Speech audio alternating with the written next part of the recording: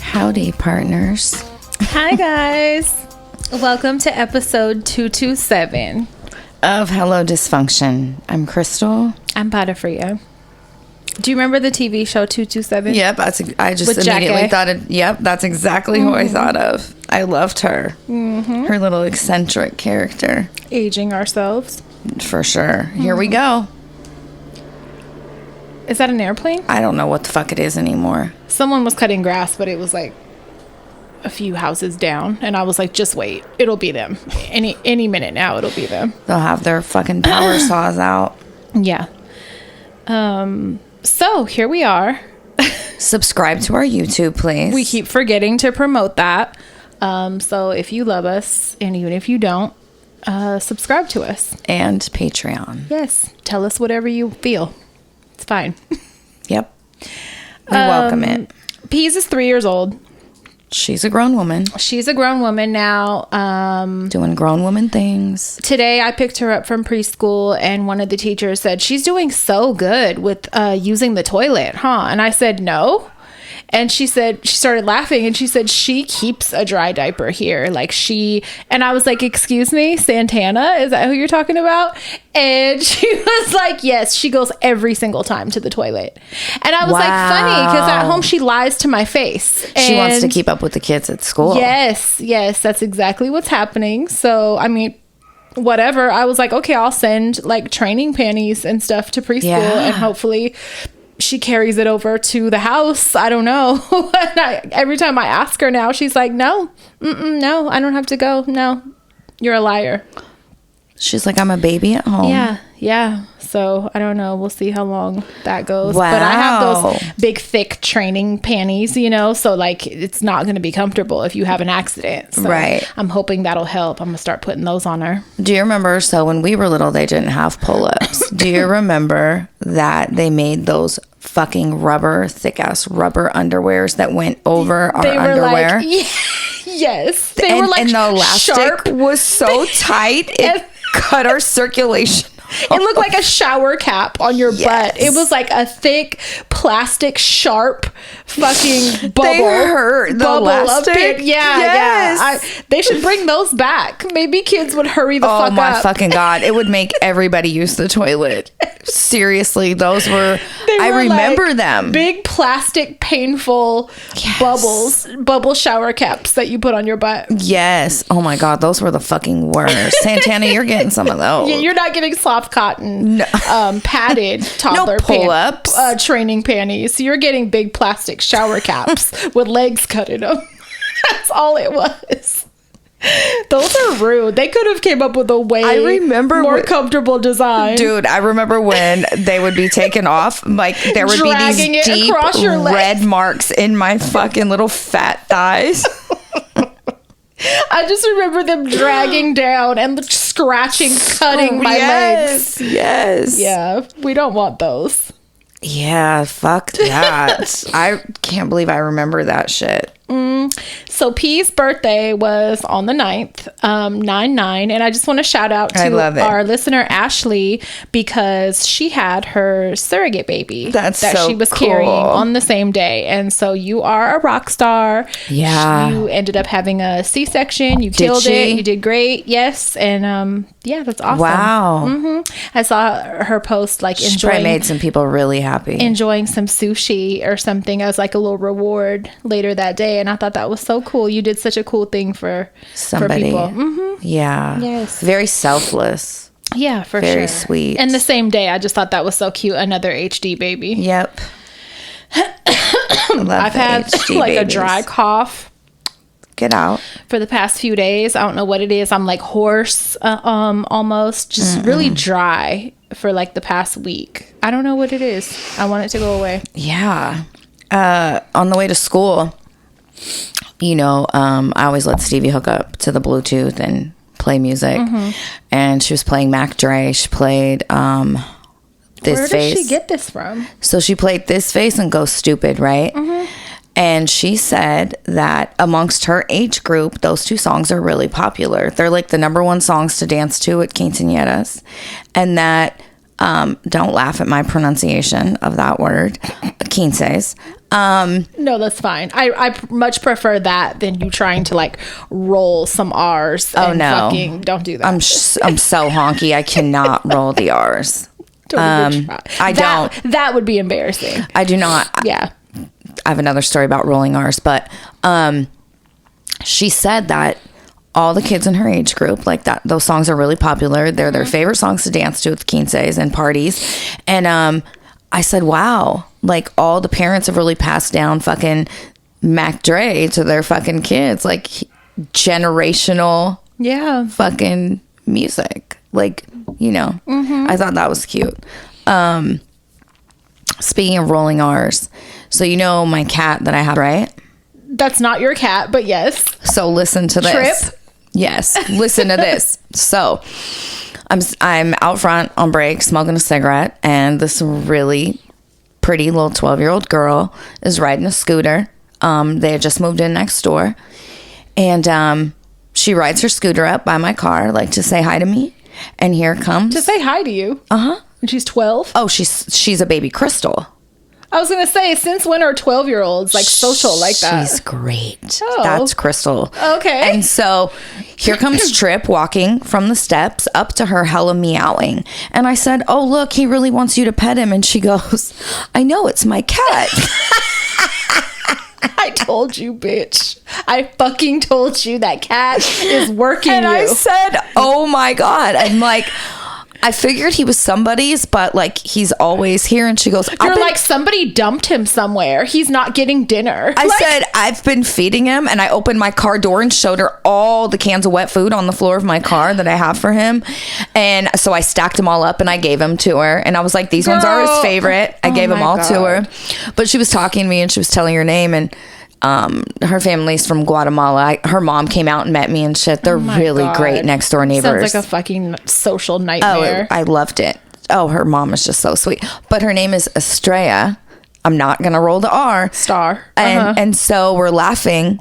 And I said, I'm not even gonna try to roll the R. And she started cracking up. And I was like, yeah, I'm a real honk. And she started dying laughing. The girl or the mom? The little girl.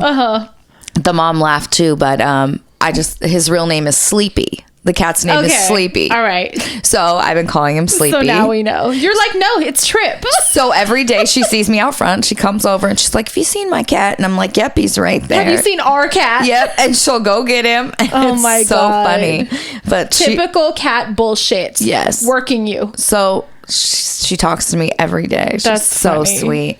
She's such a smart girl. So smart, man. That's cute. You know, one of those kids that are like very wise beyond their years.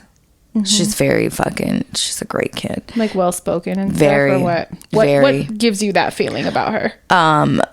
Just her communication and stuff. You know, most 12-year-olds aren't gonna talk, chit chat to adults. Yeah, they're not at all. But you know what I think it stems from is from her having to. 'Cause she told me she used to have to translate a lot for her mom before her mom became more fluent in English. So I think that's probably one of the reasons she's comfortable talking to people. That's cool. You know, I think it's fucking really cool. She's a great kid, and his name is Sleepy, and he's not my cat. You guys.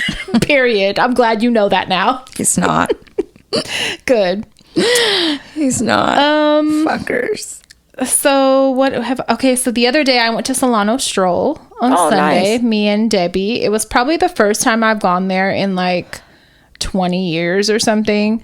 I'll probably never have to go again. It looked so crowded. In my life. It was like, oh my fucking God. You know, Solano is a hill. Yeah. So when you're walking, you don't really notice. And then at one point we got to this spot about halfway down and you could just look ahead and it was a sea of fucking like probably over 100,000 people. It looked like. It was like, that sounds like hell. I was like, oh my fucking God, it doesn't really look like that when you're in it. Yeah. But of course it wouldn't be my life if there wasn't some form of bullshit that happened. Let's hear it. We're walking. Peas was with her dad, so it was just me, Bunny, and Debbie. I have bullshit. Go ahead. We're walking, and this white guy with a braid, nice. is pushing a baby in a stroller, and he proceeds to walk and run over Bunny's foot. I knew you were gonna say that shit. And she like stops and she's like, oh. And she's like, he ran over my foot. He doesn't say anything. He's still walking at pace with us. He don't say shit. And I was like, oh, you ran over my daughter's foot.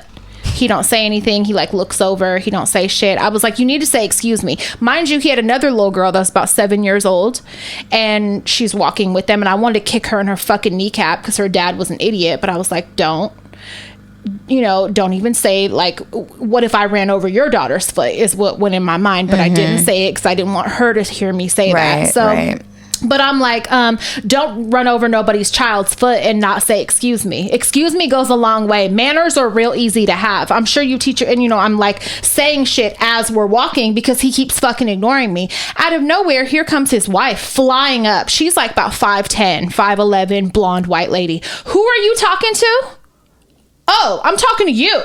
Now I'm talking to you. Now I'm talking to you and him. I don't know what she thought that was going to do, but immediately. And so I feel Debbie and Bunny both like freeze. Buttholes like, clench. Neither of them are confrontational at all. No, it's always I turned you. And I was like, what the fuck did she think that was going to do? Debbie's like, I don't know. They look at each other. The husband looks at her and like whispers something, and she whispers something back. And now they're both ignoring me. And so I'm proceed loudly. I don't know what the fuck you thought that was going to do, but now I'm talking to you also because your husband ran over my daughter's fucking foot, and neither one of you are still saying excuse me. That shit is so weak. I continued to loud talk until they got a few paces ahead, and then I just let it go. But I was like, wow, like, you're so lucky I didn't have her dad or somebody with me. No, you're for so real. fucking lucky.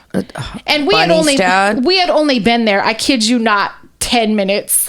Like, not long at all. It was right away. So something I noticed lately is hell of adults don't have fucking manners. It's that fucking entitlement. I actually have it in my fucking notes because it's so mind-blowing to me when you walk directly in front of me or you bump me or like, why is excuse me, you cut me off like when we're walking? Why? The amount of fights that I almost get in over manners, like, if you've ever met Peas, you're going to be floored by her manners. Oh, they're amazing. If you've ever met any of my kids at that age, you would be very proud of their like, I'm big on manners. Big on manners. We have manners. Yes. You know what I'm saying? It's just common respect and courtesy. I give people the level of respect that I want back. You think it was because we were raised by grandparents or what? I don't know, but I'm really big on manners. I'm huge on manners to where I be apologizing when I don't even need Please to. and thank you go so far. They go so far, and it's just, it's a respect thing, and like, I'm insane about them. Yes. And Same. I feel we all should be. And it's just, it's mind-blowing to me the amount of adults that just don't have any and don't care and are very fucking care, entitled and unapologetic about it, and just like, it enrages me. I literally will be ready to punch you in the face behind some manners. Like, I feel like any foul interactions that I get in with people in the public, it comes from that. Yes. And all that could be avoided. And then I think, like, no wonder your kid acts like that, or no wonder these fucking children I'm observing are acting like that. Mm-hmm. You're their fucking example, right? Yeah. How fucked up. Like, you're doing them a disservice. Yeah. It's so much easier to navigate the world. We all have to coexist, right? It's so much more peaceful when please and thank you. Acknowledgement. I just don't understand the mindset. Like, are you thinking in your head, because like, if that was your daughter's foot you would run over, or your friend or something, right, do you feel that other people aren't owed the same respect? Like, right, where is your mindset? That's what enrages me so much and gets me so fired up and ready to fight, because I'm like, you feel like she didn't deserve respect, or you think right, we didn't deserve respect. So now I'm gonna act a goddamn donkey at the Albany fucking Solano Stroll in front of these people and possibly put hands on you. And she's a child. Like, set an example as an adult. Exactly. Like, what the fuck? That shit makes me feel rage. Yeah. I will always, if they don't say it, I say it loudly for them. And I'm not, and it's not just super for mine confrontational. Either. Like if I see you run into a stranger and not say something, I'm gonna make that my business now, and now I'm gonna speak up for them if they don't. Like it's across the board with me. It's not just for me and mine. It's for all of us. Yeah, Like, I will fight for all of us to be told excuse me and just have common ass courtesy. I hate it. Oh God, I just been noticing it so much lately. So many examples, and I put it in my notes because I'm like, what the fuck is going on? Yeah. It's disappointing for sure, but we had a good time. It was really hot. I'm really fucking out of shape, more so than I even realized. I was so out of breath by the time we were coming back up the hill to go back to our car. You were like, call an Uber. I thought about it. She said that. She was like, we could probably call it. Like, I was out of breath and sweating. I was like, I feel this incline more than I thought I would. Like, it was so bad. I was so huffing and puffing, but we made it back. The one complaint that I have is I remember Solano Stroll used to be a lot of vendors, artists, people selling things that they make. Hell of street art and shit. Yeah. So now what it mostly is, there is some of that. Like I bought a cute ring from a lady. It's insurance, fucking businesses and shit. That's what it is. It's insurance agents with tents. It's gentrification. It's Albany Police Department. It's like the mayor. It's like a fucking mortuary. It's all of that. Like it's all of these businesses. Like take a flyer, take churches, it's all of that, and taking up space on the street. And I'm like, where's all of the independent artists and the creatives and all, like what made this? There would be people making rings on the spot, like like fucking friendship bracelets, doing wire puppets, like so much cool shit, painting, ceramics. There were some. All of the ceramic vendors that we stopped to check out, everything was like $45 and up. And I'm not gonna, say your art's not worth that. I don't judge like what your labor is worth, of course. But I'm like, this isn't affordable for me. For sure. And it's very expensive to live here. So I don't know how much business they were getting. Damn, what fucking happened? Yeah. There were a lot of food vendors and food trucks and stuff, but other than that, and everything was super highly priced. Like there was a popsicle stand that had like these cool flavors. One was like basil something lemonade, and one was like a chai spice something Thai midnight. I think they were $8 for a popsicle. And I'm like, that's really pricey. And then just like we paid like $8 for lemonade. That's fucking crazy. The lady put her fucking elbow in that lemonade, and I watched her make it and shit, and that it was worth it. It was well worth it. It was good. But yeah, I talked shit about the price at first, and then once I saw her make it, I was like, I need to shut the fuck up. Completely sometimes. Yeah, it was artisanal, crafted in your face, squeezed, fresh, mixed the sugar. You're all put a basil leaf in there, please. It was so great, but just everything was super high priced, and like that's really sad, disappointing. Yeah, and a lot of stands that were selling like Chinese manufactured shit, you know what I'm saying? Just like not the creatives that it used to be. So yeah, that was kind of a bummer. It wasn't a lot of handmade things and artists selling their stuff. It was like a lot of vintage resellers, which I kind of hate. Same, because they're overpriced. So there was this, I love a good blouse, right? So there was like this 90s like button up blouse. It had like 4 buttons and it was like multicolor, looked very 90s rayon blouse. And I was like, oh, this is all me. So I get it off the rack, and they left a fucking Goodwill tag on it for $6.99. And then they put a sticker on the hanger for $24. So me, I peeled that sticker off, and I was like, oh, we're gonna see if she gives it to me for $7. And so she takes it out of my hand and she goes, I'm sorry, that was a mistake, this isn't for sale. And I said, what? She should have just honored it. But she goes, no, this isn't for sale, that was a mistake.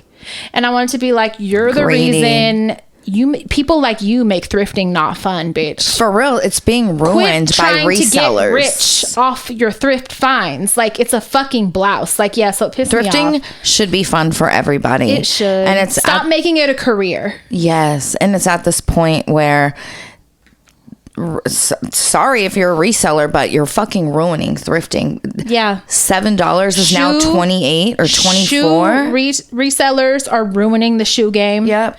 And I would just like to say I am not one of those, because even though like I resell shoes, like if I sell a pair of shoes, I'm gonna charge like $30 more than what I got it for, maybe, because you wouldn't be able to go and get the pair that I'm getting. Right. Like, you know what I'm saying? Right. I it's my finder's fee. exactly. And it's, but you're not getting fucking rich off the shit. I'm not doubling the price. I'm not fucking trying to rob everybody and make a career of this shit. I'm not.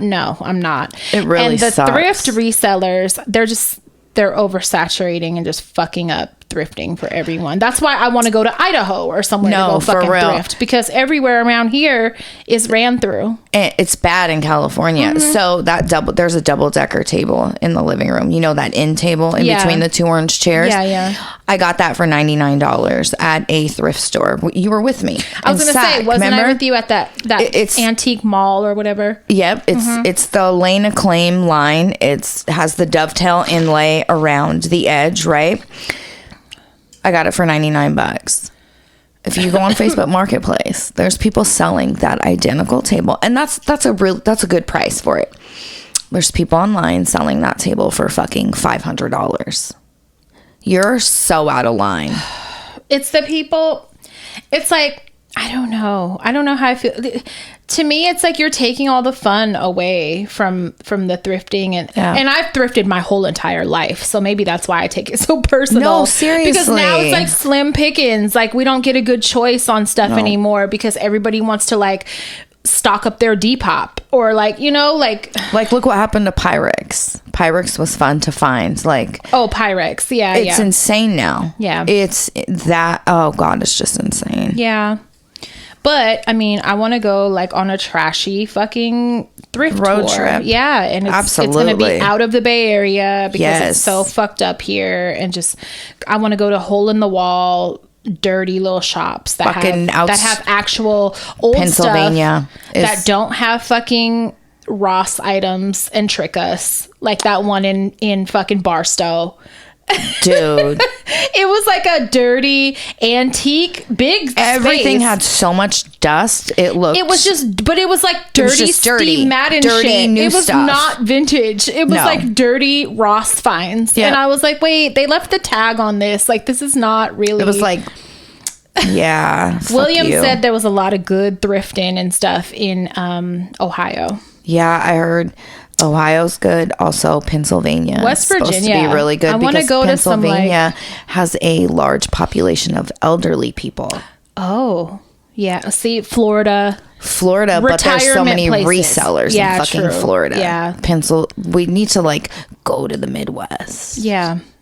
For sure. And places like that are probably cheap to travel to. They're not vacation hotspots. Right. You know what I mean? I don't know anyone going to Pennsylvania. No, we should look into it and just go for a weekend. That would be so fucking fun. And just ship the shit back home. Yes. And then, you know, have a cute little... We could even fly there. Yeah. I'm not driving to Pennsylvania. I'm not opposed to driving. I love driving. Isn't that the other coast? Isn't that on the coast? No. I would drive there. I'm not driving cross. Fuck no. Love it. For sure flying, but I think that would be fun. What wasn't fun was over the weekend. It was hot.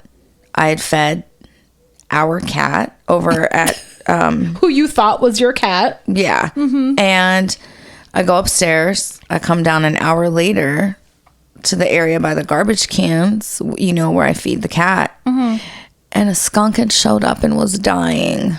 And of course, was it choking or something? How did you know? It was just laying there.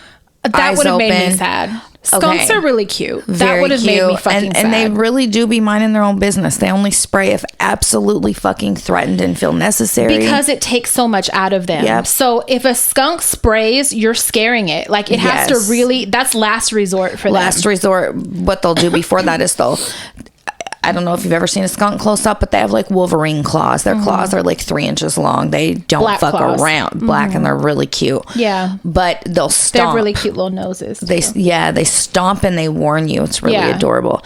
But it takes them like 4 hours. Like, that's their own... to regain the energy they lose from spraying. Yes. So that's not their first line of defense. So it was laying there dying. And of course, I start having a nervous breakdown. I'm freaking out. Are you outside crying, making noise? I'm going, oh my God. Oh my God. So I run back upstairs. Then I run back downstairs. I'm like panicking. I call Mark. He's working overtime. He's not leaving for a couple hours. I'm like, oh no, help me God. a country boy lives next door, right? Like from Alabama, Did you thick-ass know accent. this already? Yeah, or- I've met okay. him. We've talked before, you know, blah, blah, blah. How old is he? He has to be in his late 30s, about okay. my age. Really cool dude. Like the whole Southern gentleman thing. Good. And so I'm like, You're like, I'm going to Cody's door. I know what I'm doing. Fucking, I bang on his door, no answer. His truck's in the driveway though, so I'm like, what the fuck is going on? As I come downstairs, I'm walking in front of his garage door and it starts going up. So I'm thinking he heard me and came So you down through the slide under garage door. there? So I bend down and I'm talking. No, bitch. He had pulled up on his bike, his motorcycle, and was standing there looking at me, bent down, talking into his garage. He's like, can I help you? Ma'am. Fuck.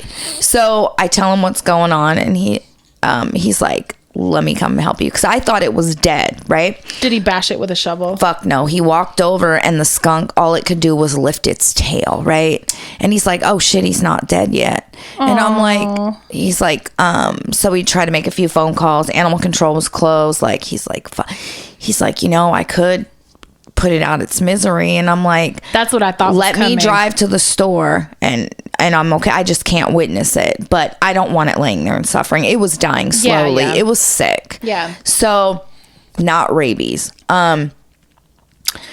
So he's like, I don't really want to do that. So good old country boy gets a fucking animal carrier, you know, a cat carrier out of his garage. No, he puts didn't. on fucking gloves, walks over, picks the little baby up by its scruff, gets it in It's the a baby? No, I called a baby. It's not a baby. It was an adult. Yeah, picks it up by its scruff, gets it in the carrier, puts it in the back of his pickup. He's like, I'm going to just drive him to the country, put some water out for him, and just let nature take his course. And I was like, all right. So he could have shot it. I told him not to tell me, but he helped me. Oh, so you don't know. And I was like, thank you so fucking much for helping. And he was like, it's the neighborly thing to do. You know, he has this thick Southern accent. He's from like Alabama. How long has he been here? Couple years. That shit is thick. Oh. But he was great. He was so fucking helpful. That was nice. I would have been like, get the fuck away from my garage. Oh, he was amazing. Get away from my garage door. I'm like, You said you were going to call 911 and I told you you're going to get a fine. so when we were making phone calls and animal control was You were closed, like, 911 I said, is next.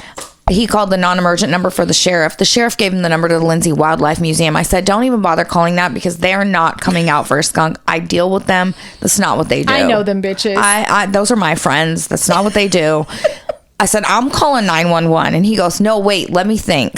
He's Don't like, do that. Don't. I have drugs in my garage. I was like, don't fucking you do that. need to know the real me. I will call 911 for I said, everything. they're going to find you. I said, you cannot call 911 for a fucking skunk.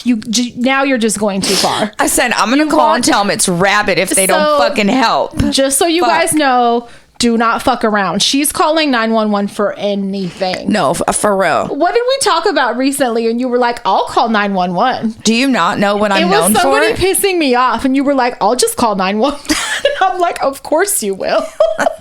Of course what I'm you will. doing. Yes. I'm I not will do against it. it though. I'm not against it. Who was I just talking about? And we were talking about some neighbors or something. Oh, I'm not going to say who. I was talking to somebody and, they were talking about their neighbors fighting and shit and like right by their front door and stuff. And I was like, listen, Domestic violence? for one thing, Hello, officer. I paid, it's not even that. It was two guys, but like, I don't care who it is. I don't care if it's a guy in the air. If you're causing commotion and especially In front of my violence, house? especially violence, but this is where I live and where I pay hella rent For peace? and I want to chill out.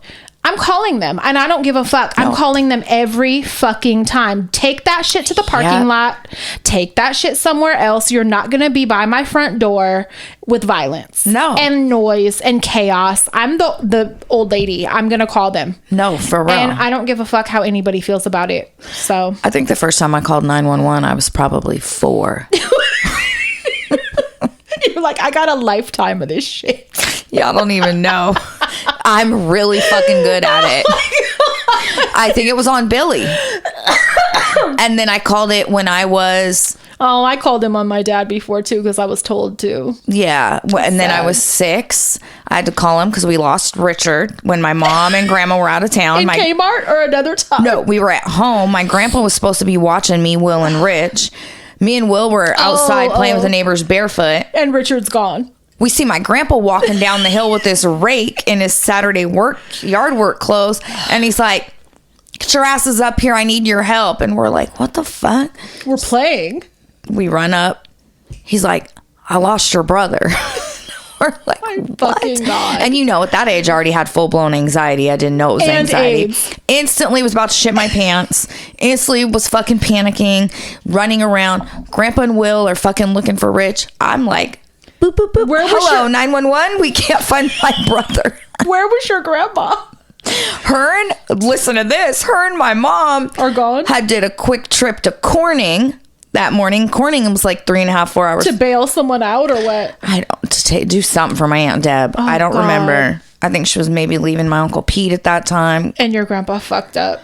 And my grandpa fucked up. And as I'm on the phone with 911, here come fucking Shar and Donna in the big green van pulling in the driveway while Richard's lost. This is awful timing. Awful. My grandpa's like, fuck. Fuck, right? Fuck. Where the fuck was Richard? We had these big... I probably know this story. I mean, I've probably already been told this story 5 times, but the way my brain works, it's brand new. It's like a new one every time. We had these big wooden bins at the daycare with like different shit in them. One had like blocks. One had play clothes. One had... Well, he had crawled at the bottom of the play clothes bin and was taking a shit and wanted to hide in there. He was like... maybe a year and a half old. And that's where he was all this time. That's where he was. So I'm on the phone with 911. Grandpa's yelling, fuck. Him and Will are running around looking. I'm standing in the garage on the phone with 911. Crying. His stomach hurts. Yes. Fucking, here comes the green van pulling in the driveway like a bat out of hell. As I'm on the phone with 911, Mom and Grandma get out. And I'm like... my grandma's like, who are you talking to when I said 911? And she was like, what? And so then my grandpa's trying to tell them, and like right in the middle of that, Richard fucking pops up out of the play clothes and goes, ta-da. I swear to God. No, he didn't. So, and I was like, we found him. Thank you so much. Thank you. This is Crystal. Bye. This is Crystal Marie D'Amato at 2468 Paloma Street. Okay, that'll have to be removed. No, I don't live there. I don't live there anymore. Oh my fucking God. Yeah, but fucking I'm really good at calling fucking 911. Yeah. Trust me, she's calling them for anything. Dude. So one thing that's not fun. Oh, great. That I think we should bring some attention to and explain it, because maybe people don't understand. And it's not an isolated incident that is bringing about this subject. It's just in general, like, it just needs to be said. Don't ask your family and friends for discounts if they're selling something. Yeah. Just don't. It's tacky. It's in poor taste. And it's like... no, it just puts the person in a very awkward position, because you want to give everybody a discount. You want to hook everybody up. Of course you do. But then you make no money, and there's no point in having a business. I guess it took me until like adulthood to realize, because I know a lot of people, like, for instance, that throw parties and like they have guest lists and they get money from the door. And so like I used to expect being on a list all the time and all this shit. But then I realized, like, when I started working more in that like industry, if you want to support them, you pay, you know what I'm saying? And you pay full price, and you show your support. And that goes for any type of business, anything, any friend, any family. And it's like, I don't ask for discounts if I tip on top of shit. So it's like, I don't know, asking for discounts makes me feel embarrassed. I don't know why, but it does. Well, it should, I feel like. I don't like to ask for anything. Because if they can do it, they're already going to offer you that. You know what I'm saying? But don't put nobody on the spot like that. It's just like entitlement, and it's tacky, it's in poor taste, and just don't do it. Like, if you want to support your friends or whatever, you pay full price and you fucking tip on top of that. I don't know. Yeah. I feel like more people should understand that. Yeah, I agree. It just, well, for someone like me who wants to give away everything in the world, like, it's really fucking hard for me to say no. I've gotten pretty good at it since we have a business. And I do it. And I'm not fucking going for it. You know what I'm saying? On top of it. Like, I'm not. But no. And then, there would be, we would be in the negative. It for sure. And it just goes back to like not making light of someone's labor, or you what I'm saying? You're not thinking of what the person's labor is worth. You're being insulting is what you're doing. A little bit. You're not considering overhead costs for whatever it is you want a discount, and their time and their skill. Like, you know what I'm saying? Don't disrespect all of that by asking for a fucking discount. It's just tacky. Agreed. It's in poor taste, and you really shouldn't do it. And agreed. I'd be hella disappointed when I hear about people doing that, or when people try that shit with me, especially if like you ain't never gave me no discount or something. Right. Like, don't have that kind of gall to try to expect that from me. Yeah, it's a good one. Because it's like gall. Like, don't have that to fucking and you ain't never gave me no discount. Right. Especially if I've ever paid you full price and tip, like, and then you think you're finna either get a discount or a freebie from me. That's rude. It's rude. That's rude. Really don't rude. do that. Like, you're not considering the other person's livelihood, their bills. Like, just support your people. Yeah, just support your people when you can, and when you can't, don't. You know what I'm saying? Yeah. But don't just like, I don't know. I agree 100%. It's just support your people. Yeah. Something I've been obsessed with lately, besides my bug group. I've had enough of that shit. You shut up. They're beautiful. I've had enough. Well, here we go. So there's an account on TikTok. She has a lot of followers, like 1.2 million.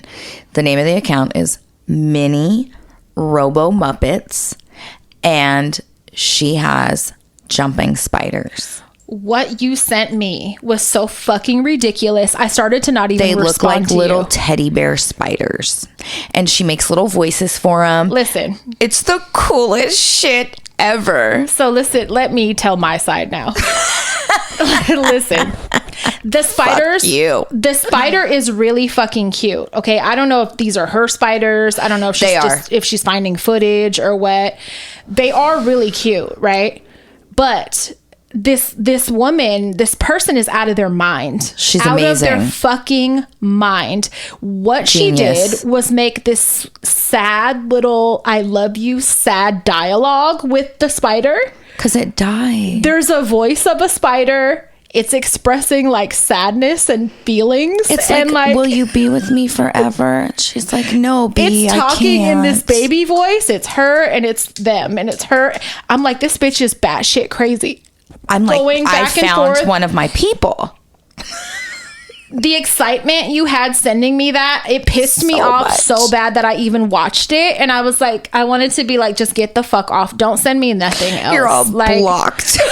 No, blocked. For real. I think I just sent like the shaking my head emoji. I don't know what I did. The hand on the face. Like, are you serious? Like, come on, dude. Like, I just watched that because I'm waiting for a big climax or something to happen. Squish it or something. I don't know. You bitch. But it's going back and forth. And I'm like, whoever made this is insane. So she is so fucking creative. She has, she probably has like 10. And they all have their little enclosures. She takes great care of them. That's interesting. It is. And so like show us their lives. She does. Stuff. She teaches about them. She teaches about enclosures, what they need. No, don't do skits. The skits are fucking amazing. Don't do acting skits. They all have these little. Don't give them voices. They have personalities. It's so fucking cool. She's doing baby talk. She's really witty. A lot of the videos are funny. Like, they're fucking great. I'm telling you, go check. I spent an hour while doing my job. Like, I was cleaning the bathroom, scrolling her videos. I haven't even made it through halfway, but she teaches a lot of educational stuff about spiders. I mean, I think that's cool, and they are really cute. Yeah. They look like little tiny teddy bears or something. And now and they're tiny. They're like the size of her fingernail. Yeah, they're so like a nail bed size. Like so fucking it's little cute. And it has these eyes, and it's really cute. But like the voice and the fucking pedipalps, they have really pretty pedipalps, which are they look like fangs that hang from their mouths. They have like purple. Turquoise. The dialogue and the acting and the fucking is great. I was like, this is almost feels churchy. I like hate the way corny it was like shit. talking about dying and death, but you're gonna come with me, aren't you? No, baby, I'm not. This is getting sad. Is this an after school special? It's so great. Is one of them gonna meet Jesus? Like, It's where so is great. this going? Where is this going? I hate corny like sketch shit. I don't like sketch comedy. I hate Saturday Night Live. Like, I hate all that like shit. But she's great. You guys gotta watch it. She's really fucking witty. The other group that is fucking great, let me tell you how great they are. We found a snake. Nia found a snake on our porch. Which was pretty. It was a baby. Was that the first one you've ever found? No, this year. But it was about, You found ones that look like that? No, this is the first time we found this breed. Species. Yeah, there you go. It's very pretty. And so I'm like, fuck. Nia's like, I'm going to pick it up. I'm like, don't pick it up. It's a rattler. It's not a rattler, but it was a baby, right? So I'm in a snake identification group. I literally take a picture, post it. Within 25 people respond. 30 seconds, they're like, harmless yellow-bellied racer. Fucking amazing. Tell Nia, put it in her room. I'm like, go ahead and pick it up. Mark gets it in a Home Depot bucket. And he goes to pick it up, and it's non-venomous. I mean, all snakes can bite you, but just some are harmless. It sure did. It was a spicy little baby. It was fucking pissed. No, it tried to. And so he was like, I'm not going to pick it up. So, we relocated it safely. Into the neighbor's yard. That'd be making noise. No. That's where it should have went. It should be right next door. No, I was scared they'll kill it. So we put it in the back fields behind the house. But how fucking great, like literally 30 seconds. Yeah, that's good. Yeah. There's like... You didn't have to call 911? Nope. That's good. Nope. Call Facebook. No. And we fucking don't kill shit here, but that's a great fucking group. Today, Bunny's bathroom sagas continue. What? I talked about how she went to the bathroom or whatever, and her iPods got stolen, or AirPods, whatever the fuck they're called, got stolen for a second time a couple weeks ago, whatever. So today she goes to the bathroom at school, and she makes it to class 2 minutes late. Okay, 120 seconds. I get a phone call from her teacher, and it's like an hour or so before school gets out, so I knew it wasn't like a recording, so I answered it. Otherwise I would have fucking ignored that shit. Right. I answer it, and it's her teacher, and he sounds all pissed off or whatever, and he's like, oh, hi, like, I'm her teacher, and I just need to talk to you because I told Tamira that she came to my class 2 minutes late, and as soon as he said 2 minutes, I started to stop him and say, you're calling my fucking phone for 2 minutes? Are you on my phone for 2 minutes right now? But I let him finish, and he goes, she came 2 minutes late, and I told her, she's gonna have to serve a 30-minute detention now because that's how I do things. And she told me, no, she's not. And I thought to myself, good girl. But he goes, she told me she was in the bathroom, which like is infuriating me even more because I'm one of those parents that like, if you got to use the bathroom, you don't got to ask a motherfucking If a teacher tells soul. you, my mom used to tell us, if a teacher tells you no, you get up and go anyways, then you go to the office and you say, call my mom. Exactly. I'm like, you don't even ask. You be like, I'm going to the bathroom, and you cut. Period. You leave. Go to the bathroom. Because I'm so sick of their bullshit, their bathroom bullshit at her school. So he's like, she said she was in the bathroom, and I told her from now on, I told her either you do the 30-minute detention or I'm going to write you a referral. So she told me to write the referral, and I'm thinking, yeah. And so he's like, I went and I talked to the assistant principal about it. Like, you're making a big deal about this 2 minutes. There's a lot of other shit going on. Kids are getting jumped every day, but you're big on this 2 minutes. So he goes, I went and I talked to the assistant principal, and we decided collectively that she agrees with me, like he needed backup or something before he tells me this. He's like, she should come to my class first if she has to go to the bathroom, and then get a pass from me and then go to the bathroom. That way, if she's not in my classroom when the bell rings, she's still covered. And I was like, okay, just let me know if there's another bathroom issue. That's all I said. And I was like, thank you for your call. I got off the phone. And then I immediately hit her like, he's petty. For sure. Come to find out, this is a teacher that was calling students idiots, and he's big on the word obey. I don't like that word. I don't either. These are not your pets. We don't use that fucking word in my house. We do not. Absolutely not. And these are not your pets.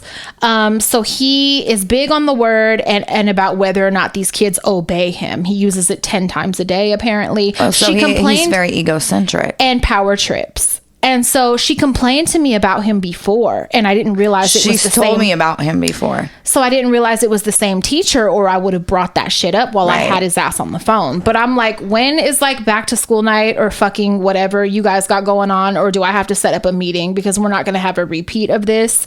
And I'm going to let every teacher know if you have to use the bathroom, because he has these power trips. I guess like he told a student before, if they didn't have an answer to a quiz question, he's not allowing them to go to the bathroom. No, I'm not allowing it. What? You're not taking away bathroom as punishment. We're not. Absolutely. Hold on a minute. We're not punishing kids for not knowing the answer, because you're supposed to be there to teach them. What kind of trip are you going? Like, I get that there's children there that are fucking assholes and that are disrespectful. Abuse bathroom time. And, I get it, but if someone is legitimately using the restroom, and we're talking about 2 minutes, we're not talking about 9. A teenage girl. And she ain't got to tell you why. The quiz thing, though, if you don't have the answer. Yeah. So now, no, I'm not allowing it. That will make kids shut down and not want to learn. Yeah. Yeah. Embarrassment is not a good motivator. You're putting them on the spot. You're fucking embarrassing them in front of the rest of the class. Which will make me that would have made me not go to class. I have a huge problem with this. So this just happened like a couple hours ago, and I was like, look, I had to have a talk with her after school, and I was like, I'll talk to the assistant principal or whoever. I said, they probably knew that he was full of shit, and that's why he called me and not them.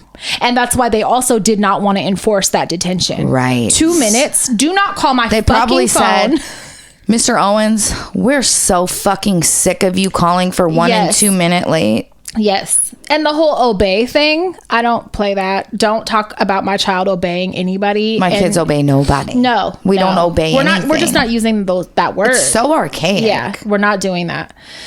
But yeah, so this is another, like, this school is full of weird bathroom stuff. You can't take your bag to the bathroom. I'm a girl. What if I don't want to wave a tampon around the class before I go? No, for real. Mind you, the first meeting with Naya's principal before she started at her school, I mentioned, Naya's bladder and having to use the bathroom. And she goes, okay, I'm just going to put her on an IEP right now. Thank you. Thank you so much. If that's what we have to do, then thank you. Right. Because I'm never going to be the one to monitor that, like, bathroom time. Never. And try to enforce rules and, like, weird regulations about bathroom time. Right. Especially if they're fucking using the bathroom. Exactly. Yeah. So they're that's by weird. themselves. That's weird. Very. So everybody, and I felt so sorry for the boy that didn't have the quiz question or whatever, because I'm thinking, what if he's one of those kids that, like, doesn't want to upset their parents, not like mine, and, like, fucking doesn't tell their parents that happened, and so now, like, he struggles and he probably really had to use the bathroom or something, like, everybody's not an outspoken, confrontational kid, what if he was like quiet and got all like embarrassed or something? I wanted to hug whoever that was and tell him he could go to the bathroom. I just feel you don't punish children for not having the answer. You're like, no, you don't. You don't know. Negative reinforcement, rarely works on kids. It doesn't promote learning. Yeah. Especially if it involves embarrassment in front of the class, it's never going to work. Right. Unless you have a mouthy kid like me who's going to, I used to tell fucking teachers, fuck you and shit. Like, same. But I feel so sorry for the ones that won't stand up for themselves and have, like, teachers that are weird and, like, try to bully them and embarrass them and shit. I had a teacher tell me I was chubby in front of the class in 7th grade. Mr. fucking Howell. Could you imagine now? Oh, my fucking God. I would snap someone's neck if they did that. Yeah, I'd be on the news. I'd be on the fucking news. He told me I was chubby. So, yeah, I'm like, how many more bathroom school just started. This is like the 3rd problem with a bathroom incident that we've had. Do I have to go up there about the bathroom? Very annoying. So you guys make sure you talk to your kids and tell them that if they need to go to the bathroom, they can fucking go, so that they can do away with that policy or whatever. It's ridiculous. And don't shame and embarrass children. I don't like that. While we were just talking and you mentioned teachers, it popped in my head. I don't know where it came from. I haven't thought about this in many years. In kindergarten, we got to take, I don't know why this came into my head, but in kindergarten. My kindergarten teacher's name was Miss Shreddle. Mine was Miss Peterson. Really? She was very dykey. Oh, Miss Shreddle was great. We had a class stuffed rabbit named Timmy, and it would be in a canvas tote bag. And every Friday we sat in a circle, and she would walk around the circle, and she would sing, "Where, oh, where is Timmy going?" Right? And like pick a child to keep Timmy for the weekend. And Timmy came with Timmy was dirty. Fucking Timmy probably had bed bugs, bitch, and lice. It's probably why we all had lice all the time. And scabies. Timmy was giving kids scabies. Timmy had fucking cocaine remnants on him. He smelled like cigarettes when especially he came coming back. to my house, because I was still living with just mom and dad. We weren't at grandma and grandpa's at this time. Great. But Timmy also came with a notebook where you had to write what you did with Timmy over the weekend. Cute. What a cute activity. I remember writing that me and Timmy went to 7-Eleven with my dad. Other kids were like, we went to dinner. We watched TV. Yeah, we went to dinner. We read books to Timmy. My mom me and Timmy baked cookies with my mom and shit. I'm like, we went to 7-Eleven for Camel Whites. For biker coffee with my dad. And he was cussing a lot. Timmy did not like it. Oh my God. Oh, Timmy. Is that where you were going with the story? Yes. I don't know why Timmy the bunny popped in my head. About school talk? Yes. And then Miss Shreddle and Timmy. I haven't thought about that in so many years. The only memory from kindergarten I have, one, is that I had a Filipino boyfriend. And two, I think we kissed. And two, my teacher was really nice, but I remember it was like the first week of school or something. I threw a chair at someone. It was one of those little plastic chairs. You should have been in special class immediately, bitch. I should have had an IEP. No. You were failed. It was one of those colorful plastic little chairs with metal legs, but I threw it at somebody. I think I told this story before. We don't think she has anger issues at all. That's normal. I got suspended, and I remember being in kindergarten. Home. Yeah, and my mom would not talk to me, and she would not talk to me. She was mad at me and wouldn't talk to me for like the whole day. Gave me silent treatment. And you wonder why she throws chairs. And I remember she was making me a salami sandwich in the kitchen, and I was trying to make her talk to me, and she was like icing me out. Probably don't do that to your 5-year-old. And you wonder why she's throwing fucking chairs. Great parenting. Great. Yeah. Maybe should have got me checked out then, but you know. You and Richard, man. Richard got suspended in 1st grade for flipping off Miss Robertson. I'll never forget that, bitch. She took away his chocolate milk and said, "We don't drink chocolate milk in here. You only drink regular milk." He told her. See, that's a power trip. He told her, "Fuck you." That's a power trip. It is. Don't do that to no little kid. She didn't want to a 1st grader. Yeah. Don't do that. I remember she didn't want junk food and shit in her class. I had her. She didn't want junk food in her class and shit. I'm glad he told her, "Fuck you." I hope he called her a bitch. Flipped her off and got in trouble. He shouldn't have got in trouble. I should have been Richard's mom. You let him drink whatever the fuck you see what he looks like. Do you see his silver teeth? Yeah. Do you think we monitor his fucking sugar intake? Do you think intake? we're limiting chocolate milk? Like, he's a miracle baby, and he's bad as fuck. Give him the fucking milk. He's gonna beat your ass next time you touch his fucking chocolate. Let him have his fucking chocolate milk. Don't have a power trip with my kid. Oh, Richard. I can't wait till he has a bad kid with a bowl cut. God, like I hope him. it's so bad. And I hope it has silver teeth. Oh, well, please. I'm praying for silver teeth. And a bowl cut. And I hope it's chubby. Please. Yeah. My fingers are crossed. Do you want to talk about the Danny Masterson fucking? I do have that in here. Same. Yeah, like Ashton Kutcher and Mila Kunis. You're gross. You're gross. I saw somebody sent a DM kind of sympathizing is how I took it. And they said, I remember when, like, what example did they give? I saw the DM. The fucking Hillside Strangler or like whatever, one of these serial killers. And they were saying how like the family of couldn't believe that, you know, and so they, you know, that hurt them so much and they couldn't believe it because they knew them to be such a great person. Maybe that's how they felt, like trying to give them an out, basically.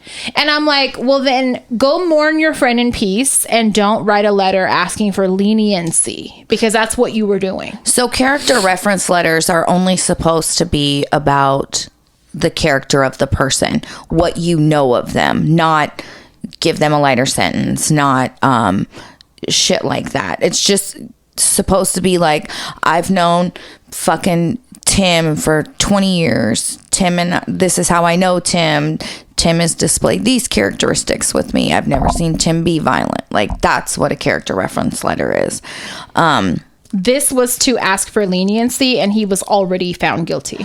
Did you see what came? Oh my God, people are digging up shit about Ashton Kutcher now. You know, he runs Thorn, which is a sex trafficking organization that has been caught up in some shady business also. So they pulled up some quotes from Ashton Kutcher from back in the day where he was shown a picture of Hillary Duff, and he said, "That's Hillary Duff."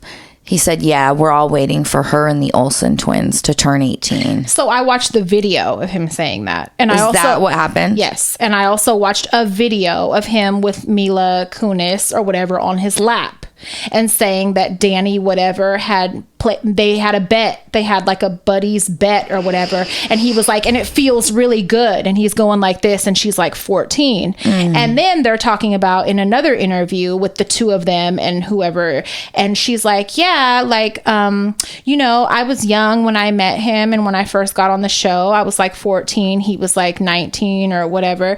And she's like, there was like Danny bet him some money to put his tongue in my mouth. And he did it. And he's like laughing. And he's like, wait. And she goes, but you did do it. And he's like, yeah, but I mean, like, it turns into like, but you liked it. And like, it's gross.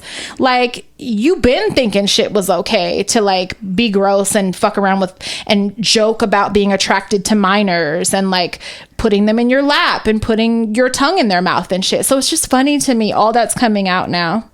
Yeah. It was an ex-girlfriend of Danny. What's his name? Masterson. It's an ex-girlfriend that pulled up these videos and is like posting them when she found out that they wrote those letters. So of course they do the fake ass apology. We're sorry. We never want to hurt victims. Blah, blah, blah. You never should have did it. And they're like, we acknowledge now it was wrong and insensitive of us to do that. And you knew. So like in the comments of like the post saying how much time Danny Masterson got, which like, you know, is 30 years. It's a long fucking time. And I was surprised. He's a white man.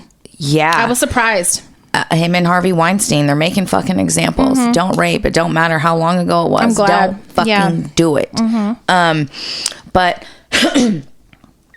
I seen so many fucking people in the comments defending him, saying he didn't do it.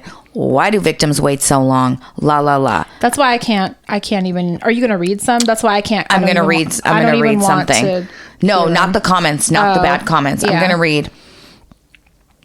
I wanted to read what the one, because there were 3 victims.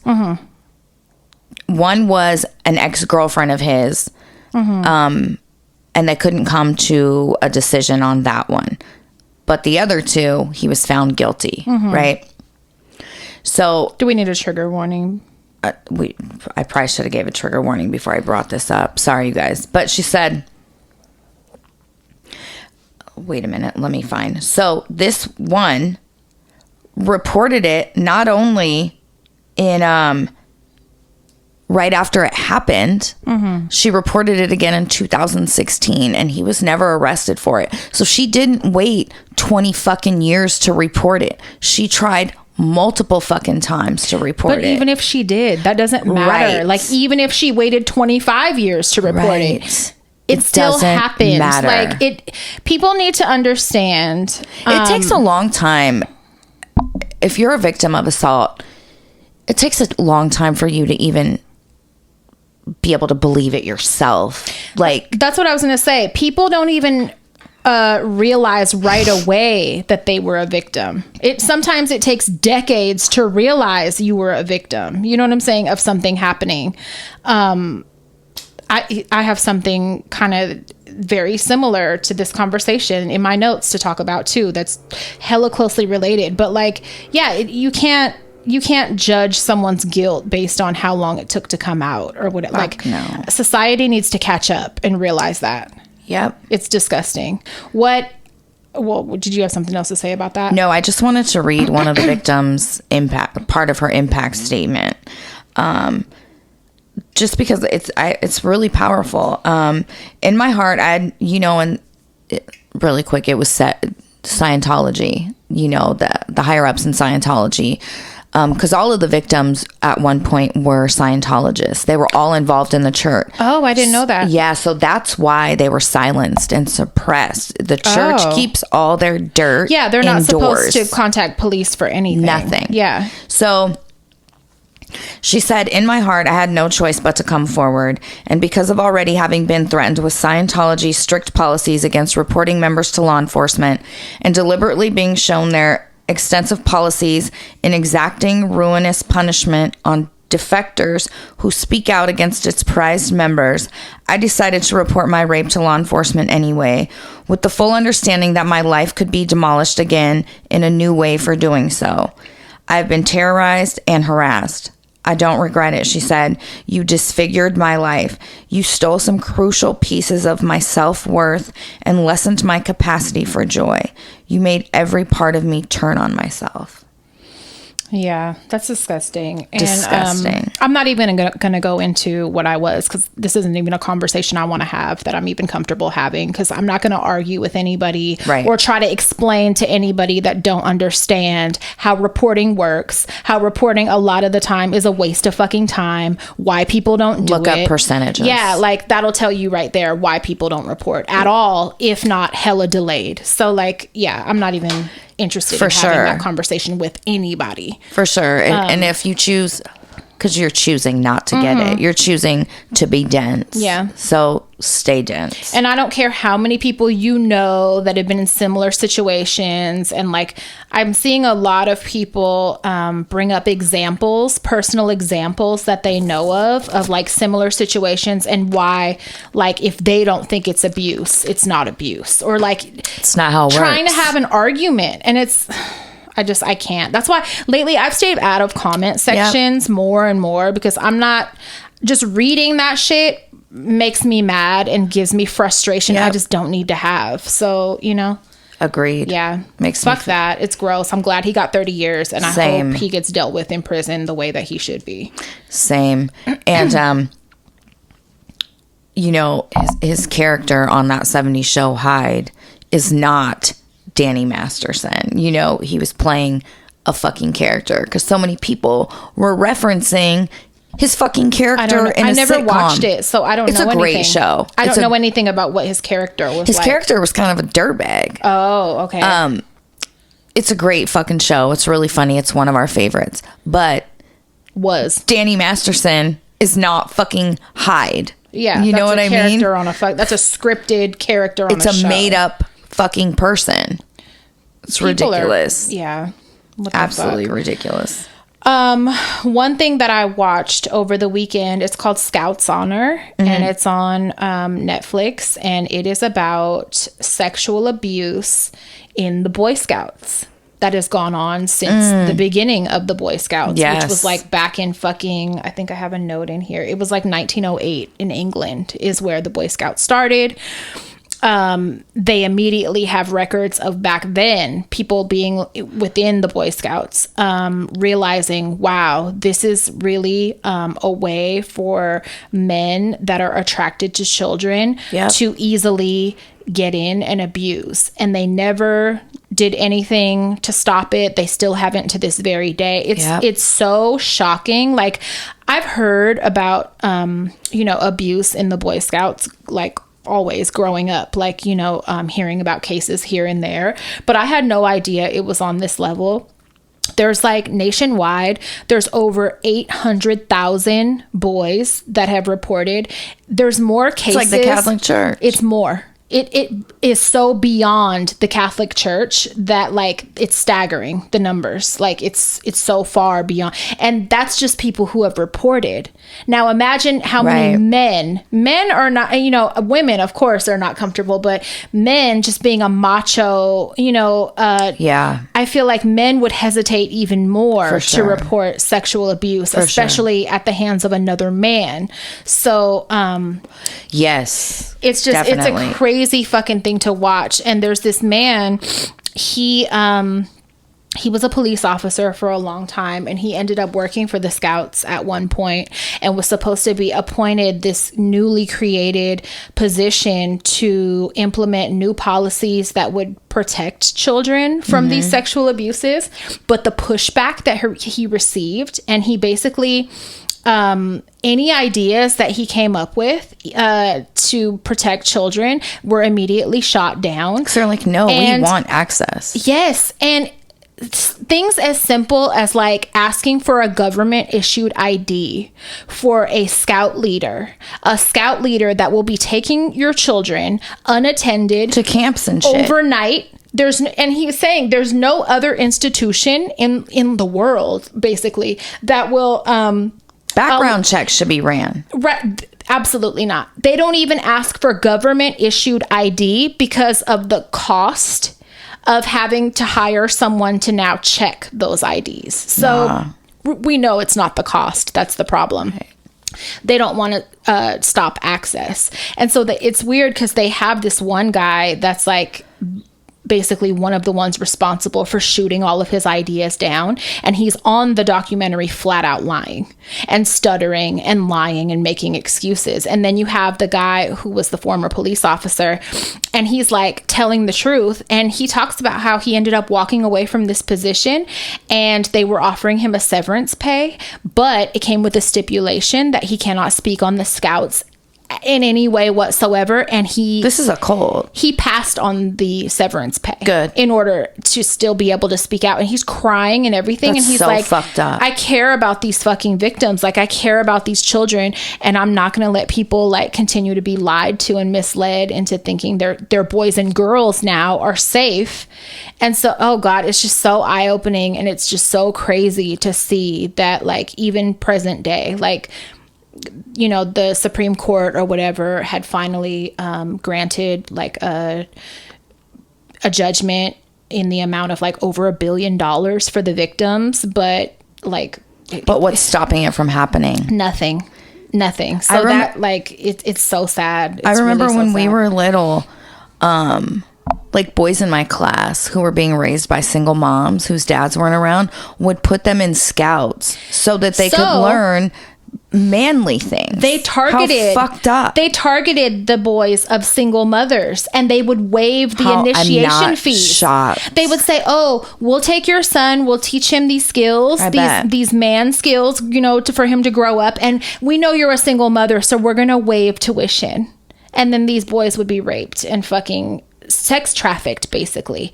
And it was really eye-opening to see, because this country really does not discriminate when it comes to sex trafficking kids. It does not, because these are all little white boys. Yeah, it doesn't care about fucking kids. It doesn't care about kids, period. Boys, girls, white, whatever. Like, no. I was shocked that when they started breaking down the numbers and everything, and then they showed the victims, and they interviewed all these victims, and they broke down their stories. And the creator of this documentary is the same one that did the little boy, the one that was killed by his mother and his stepfather. Oh God, Gabriel. Yeah. Oh. Yeah.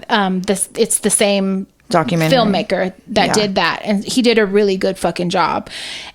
Oh my God, though, it's really sad and just shocking, because, like, you know, they cover it up, and then media and anything, they pay the money to cover it up and make it look like situations are being resolved and your kids are being protected. No, and now girls are allowed, so it's like it's a whole new set of kids. So parents basically are going to need to get full names and run their own background checks. Pay to run. Mm-hmm. Fuck that, because they're not doing Pay it. the $20 and do it. It's worth the safety of your children.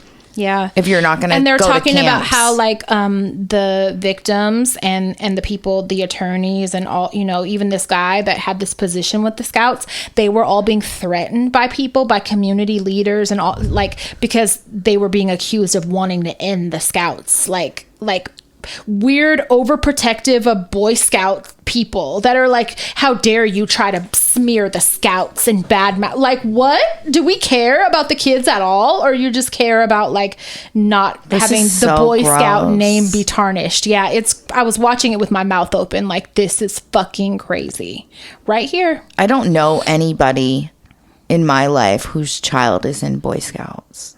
We don't really have that over here. We have Girl Scouts, like in elementary school. Yeah. I actually was in Girl Scouts I was a Daisy and then a Brownie, a Girl Scout. Loser. And you're a fucking loser. And then I stopped. Did you learn any skills? I did. I learned how to sew. Do you know how to sew now? Yeah. The camps were really fucking fun. I was a top Did you sell cookie cookies? seller. I was 37 boxes away because back when I was younger, it was 1,000 boxes to get in the Girl Scout Hall of Fame.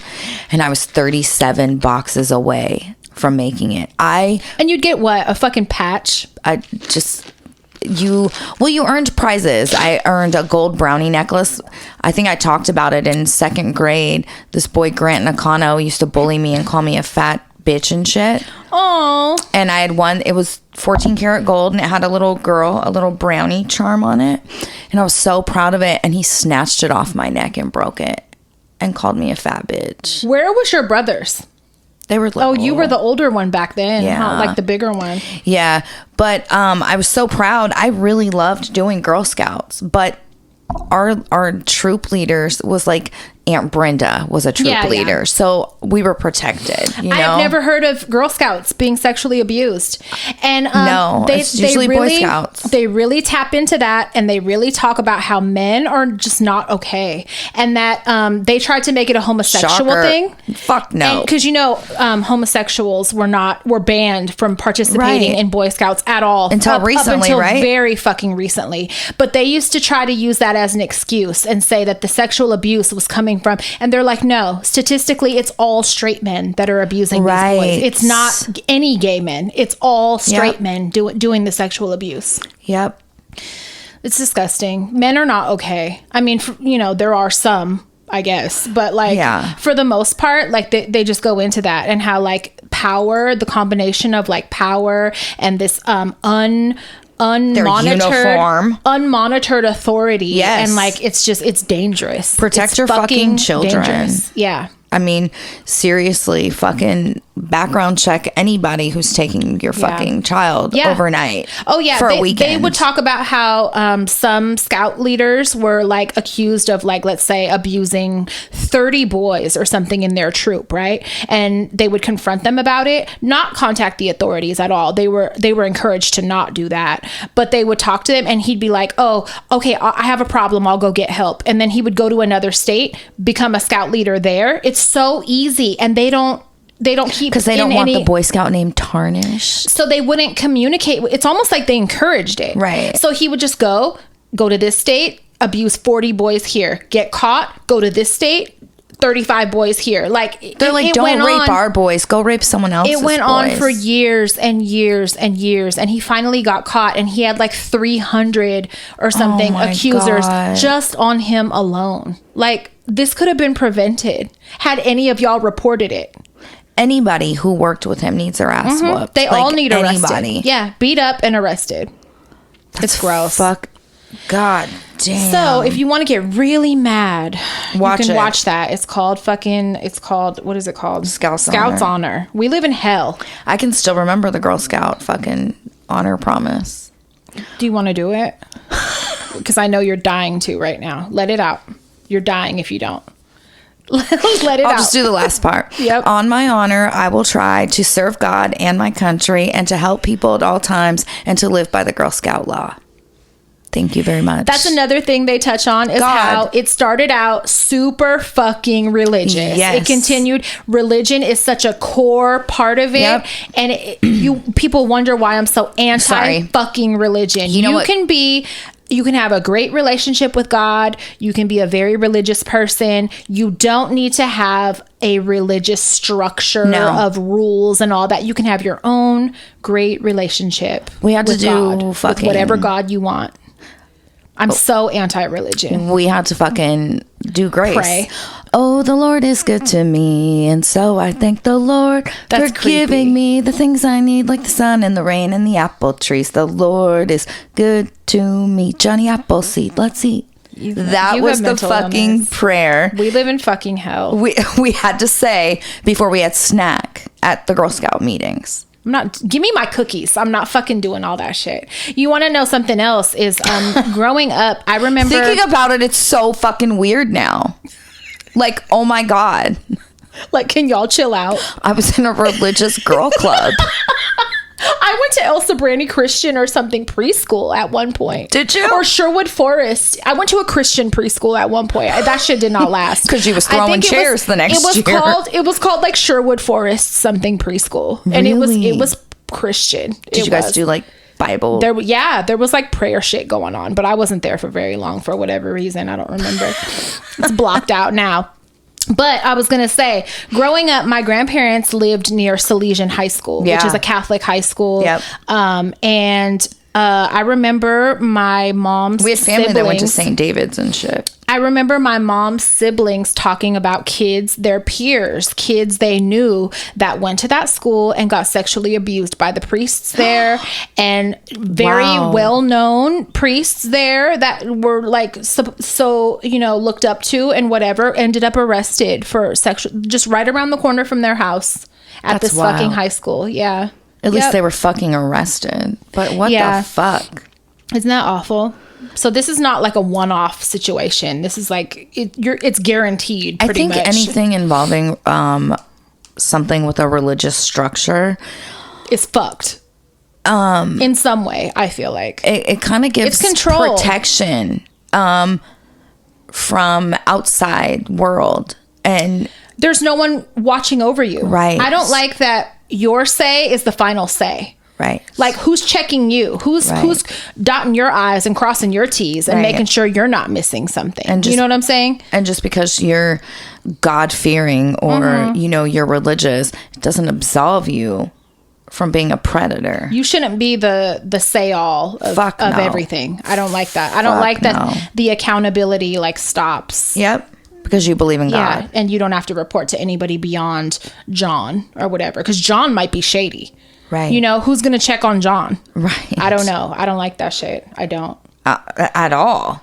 Yeah. Boy, I'm bringing up a whole bunch of fucking memories now. We're done with the memories. Dude. No. What the fuck? Are you ready to sing again? No, but I forgot the Johnny Appleseed fucking prayer till right now. Like, oh my fucking God.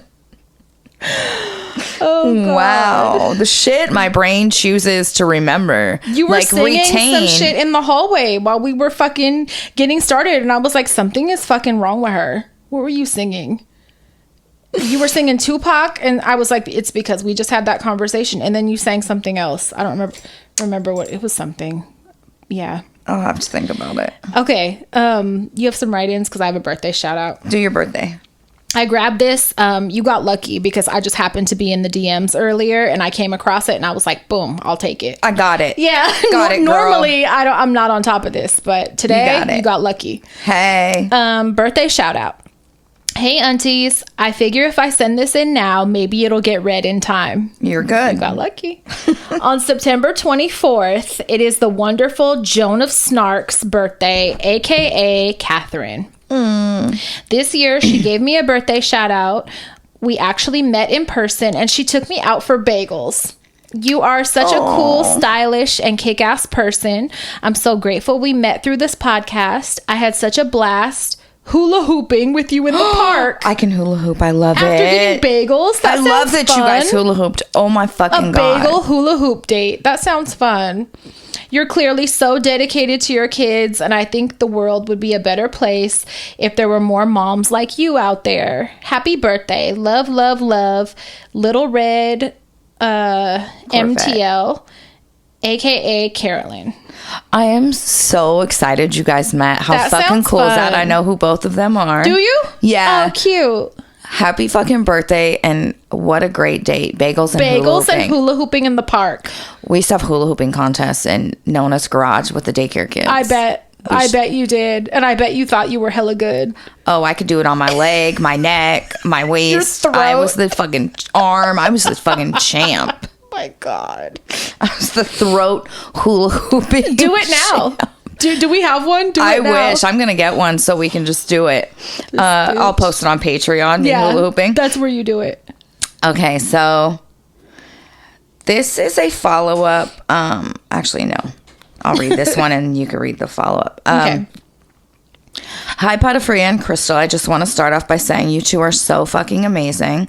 It's been long overdue for a write-in since my girlfriend put me onto your podcast about 3 years ago. We would listen to all the Dysfunction on our way to work. Y'all became our best friends without even knowing. We would be dying from laughter together hearing about Potafria's fashionable Jessica Simpson heels. Or from the way Crystal is a literal walking dictionary, including her made-up words, and knows so many random facts. My God. And thanks, songs. Charlene. Mm-hmm. We appreciate you sharing your life stories with us. My girlfriend actually lost her father to COVID around the same time Billy passed away. I'm sorry. And hearing Crystal on the show talk about grieving really gave my girlfriend a kind of comfort to know that she wasn't alone while she grieved, or the only one part of the Dead Dad Club. So, Crystal, I just want to say an extra thank you to you for sharing such a sentimental moment with us on the show during that hard time in your life. My girlfriend is the type of person to always take care of the people around her. If you're in her circle of people, she loves you. She got you for life. She's the type of person that you call when you need some honest advice that will low-key hurt your feelings. That's Potafria. But then admit that she's never wrong. Or the type of person to send her friends random coffee money on a Monday. She is also the person you call when you need to disconnect from the world and go on a hike with. She's so magical and such a loving person to all that know her. We were in the car this past weekend listening to the podcast when she blurts out, "I want a birthday shout out this year." And so here it is, Amy, wishing you the best of birthdays this year. I love that you got it. I know it's been one hell of a lap around the sun for you from dealing with your own family dysfunction. So hopefully hearing a birthday shout out from our besties on the one and only Dysfunctional show will bring a smile to her face, because you deserve it. Thank you, Potafria and Crystal. Her birthday is September 28th, so hopefully she hears this sometime around then. LOL. I'm glad we all know that, like, you might not get in. Yep. Like, we try. Yep. We grab them. You know, everybody ain't gonna make it. Yeah, everybody ain't gonna make it, but the intentions are there. Absolutely. We try. I love you, babe, and can't wait to celebrate your special day with you. Love, Alana. I love it. Happy birthday, Amy. Happy birthday. Hashtag Dead Dad Club.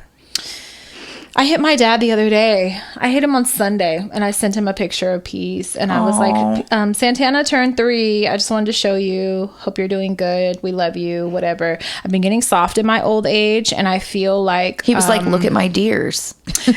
I would not have been surprised, but he didn't. He hit me back, and he lied again, like he does. He was like, I'm building my Chevelle. Yep. He was like, I'm working on my truck. This truck, I don't even think he has anymore. I haven't had the heart to ask my auntie if he has it, because I have a feeling he doesn't. Yeah. But he's like, they got me working in the garage and on this truck, but I'll be in touch soon and blah, blah, blah. And I'm thinking, no one has you working on anything. But and I don't even Nobody think puts you in charge. No. And I don't think you have the truck. But it's okay. Let him build his truck. I'm going to be like inconsolable, I think, when he dies, because it's more crazy. I've been worrying about him a lot lately. You know, I went so long without giving a fuck, and even at one point hoping he died. And now I'm like, the older I get, I just feel so different, and I feel a little bit robbed out of my relationship with him. Yeah. And I feel like you know, I've said it before, like, he was always there for me no matter what I needed, and he was not a good person to most people. I'm not denying that. But to you. But to me, it's what should matter to me. And he was always good to me that I know of. Yeah. So It's I don't know. fucked. Like, when I feel sad, I'll scroll through our text threads and I'll just read them and I'll be like, God, he was a motherfucker, bitch. There's days where he texted me fucking 25 fucking times. Like, I know. Chrissy, give me my pills. My pills, Chrissy. Can you bring me 6 for tomorrow? I know I'm only supposed to have 4, but can you just bring me an extra one, honey? Please, Chrissy, honey, it's daddy. I love you. Every message starts off Chrissy, daddy, and ends with, I love you, dad. Yes. Every fucking text message. And I'll crack up and I'll be like, God, he was a motherfucker. And I remember just being so fucking angry with him. But I always knew when he died, I would miss him. You know, like he was the one that rode for me. Like, I could do no wrong. No, and that's what mine too. Like, no matter, I could rob a bank. And he'd be like, do you have any extra money? And he's going to lie for me and fuck up anybody that badmouths me. My dad and Carolyn will lie in a heartbeat. Yeah. Will would lie, but he gets so nervous. He's telling on all of us on accident. But like, that was my fucking scammer buddy. Like, not even just lying. Like, my dad is going to have my back even 100%. If I'm wrong. Even if I'm wrong, like, he does not care. Like, he's still going to be like, what do you want? What do you want to go do? Let's go. Like, you know? Yep. And it sucks. It really sucks not having that fucking person. Yeah. Like, God, it fucking sucks. I hate it. Like, when I read these write-ins, and, you know, obviously Dead Dad Club's a joke. We make jokes. But when I hear, like, it makes me want to cry. Like, I really got to fucking put my tough pull it girl. Together. Yeah, like, I'm, like, my eyes are all watery right now. But I'm, like, I don't want to cry right now. You know? Like, the eyelashes are expensive. They are. We just got touch up. Yeah, for real. And, it sucks. It's like you can't even explain the feeling of that kind of loss. And especially because I feel like so much of my identity and who I was tied into always taking care of him. And I'm Billy's caretaker. I'm Billy's advocate. I'm everything. You know what I mean? And like, it was like losing a big chunk of myself on top of it. It's just fucked up. It's so stupid. And I hate you for crying because now I am. But it is. It's so stupid. When I text my dad, you know, I went to, because we don't text, so I had to like pull, you know, it's not like I could just go reference a thread or whatever. Right. So I type in his name and he comes up, and then right below him is Dad, and then Billy in parentheses. Bitch. And it's still coming up blue. And I was like, why is his phone still on? Like, somebody has the new number. So after my dad died, when he still had the number, I would just text it randomly and say, I miss you. And then somebody got the number. And they were like, stop fucking texting me in the middle of the night, bitch. No. And I said, I had texted it and I said, I miss you, Dad. And they responded and they were like, hey, it's a guy. And he was like, you know, this is my new number. And I said, I'm really sorry. And I just briefly was like, you know, my dad died X amount ago, and I randomly would text it. I promise I'm not a weirdo and I won't bother this number anymore. And he was like, he said, no, text it anytime you feel like it. So gay. That's so stupid. So fucking dumb. Fuck nice people. But yeah, they were like, text it whenever you want. But I haven't, you know, I don't want that to be like, oh, there she goes. I wish instead he was like, no, call me daddy instead. Like, I'll give you money. Call me daddy. Let me be daddy. And I'll send you money for it. Okay? I can be your daddy. I'm like, all right, I'll text you. Send me pics. Text me, give me my pills, Chrissy. We're going to role play like this. Apple Pay me Chrissy, first. do you have my pills? And I'll say, yes, Daddy. Yes, Daddy, Here I have them. I'm coming. You want... I'm coming, Daddy. How bad do you want these pills, Daddy? I'm coming. Tell me how bad you want these pills. Shut the fuck up. And that's what it's turned into, and that's the kind of community support we need. Right. This is what you need to be doing for people. Yes, have manners and this kind of community support. Yes. And don't sing Johnny Appleseed prayers at mealtime. Stop having the kids do that. Because they'll remember it fucking 100 years later. Fuck. I think we might have even sang that at the fucking daycare, because I brought it home from Girl Scouts and made everyone do it at daycare lunchtime. Because you were like, look at me. Look what I know. Look at me. Look at me and my necklace, you guys. Go like this. Look at me, you guys. Watch everyone sit and watch me hula hoop for an hour. With this necklace on. And then I'm going to tell you how to say your fucking prayers. Do you want snack or not? That's how it went. Listen, it wasn't far from that. I know. I already know. That was y'all school. Like, that was y'all facility. And That wasn't Donna's daycare. That was the D'Amato kids. And it should not have gone on as long as it did. No. We should have been investigated so many times. Wrestling school. It was Gladiator. D'Amato jousting. Yes. It was fucking American Gladiator. We played house. Fucking D'Amato all the doctor's dolls had office. sex. I mean, like every doll had sex in that daycare. So we really probably should have been investigating. Timmy saw things. Poor Timothy. Timmy the bunny. Yeah. Fuck. Okay, we have what?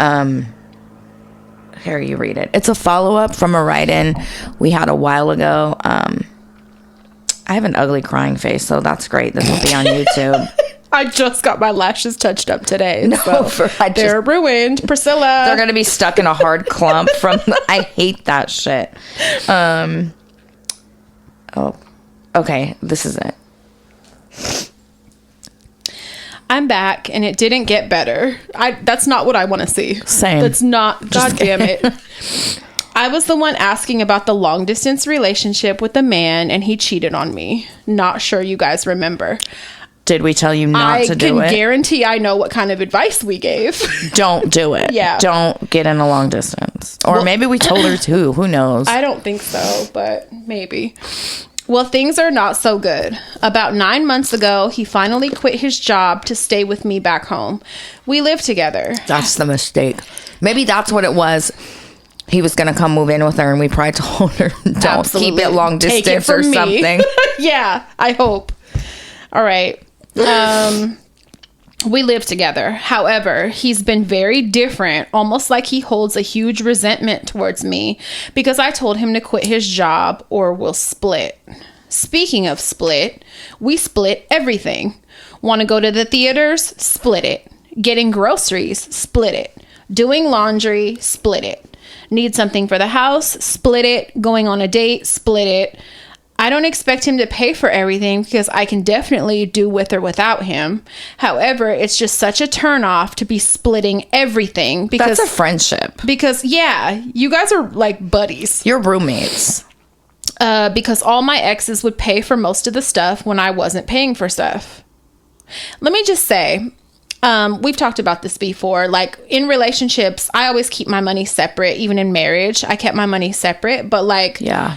There's ways to split things or like, you know, take turns paying. Going back and forth. Without it feeling so transactional. And so like split it. Like we're not sitting at the restaurant and doing math. No. How about I pay for this, next time you pick it up? Like take turns maybe, but I'm not doing math with you.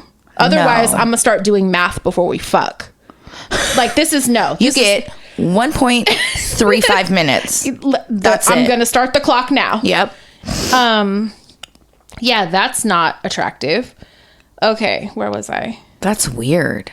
Also, if we buy groceries and I invite my family over for some dinner, he expects them to pitch in as well. Get him the fuck out. Okay, he's a psycho. No, for real. I'm going to tell he's you. a psycho. Don't you dare bang him, because if you accidentally get pregnant and keep it, your life is going to be a nightmare. Oh my God. You're never getting school clothes out of him. Pitch in if I invite my fucking family over and they eat food? Absolutely not. Excuse me. I'm sorry this is so long, but I really need some advice. You're getting it. This has been driving me nuts. Tell him to go the fuck back to whatever state Go he back came and from. go get your job back and live happily ever after. No, really, with a new girl. Or man, woman, whatever. I would even lie. I would even lie and say we'll still be together, but we're really not. I'm going to ghost you as I would soon say as I you have get back terminal home. cancer. You have to go. You have to fucking leave. I have a deadly disease. He was It's never contagious. like that. I'd get spoiled and I wouldn't be asked for any money when it came to splitting shit. What kind of man am I dealing with? Love the show. You guys rock. A psycho. The only advice you're going to get from me is get rid of him. Same. There's no other way around it. There's no proposing anything else. There's the fact that this person He wants your family to pitch in. This is so when y'all psychotic. invite them over. None of my family would ever come over. The fact they ain't got no money on shit. No. They'd be like, you're out of your mind. No, that's so disrespectful. I'm sorry. Anybody that would think in their brain that's okay and be okay saying that to you and following through and then repeating it every time y'all do something, that's not somebody you even want as a friend. I had a friend, okay, that would kind of like nickel and dime everything like that. Like if we went out somewhere and grabbed coffee and like, let's say she paid for it because like she was the one driving or something, she'd be like, don't forget you owe me $4.37. Like, can you send it to me now? Like, I'm talking about... I don't want to be your friend. And when I was not friends with her anymore, it was a relief because that was the tackiest, fucking weirdest shit. Like literally, if we went and got drinks, did anything, you know, sometimes you pick up the bill like, oh, I got it. No, she would be like... And she would kind of be like that too with me, and I'd be like, "Don't worry about it." She'd be like, "Oh, I owe you $12.37 for whatever." No, calm down. Like, it's what so the fuck? Weird. We just go back and forth. We don't ever even say anything or even think about it. No, like, if I drive, you buy coffee, like it's, or whatever. If I get my card out before you do, or you know what I mean? It's such a not a thing. I would never say you owe me for your coffee. I would never text you when I'm back home and be like, "Remember, I got our sandwiches earlier. $5.35. Remember, you owe me $8 for your sandwich. Can you send that? Don't forget to send that to me." That's insane. That's how and I'm not talking about as teenagers. I'm talking about as adults with money. Like we had our own money. Neither of us was like doing bad at the, like we had. Are you guys still friends? No, we're not. Good. And it's like, what? That's the only person I've ever known in my life. And I remember thinking, you're a fucking weirdo. Yeah.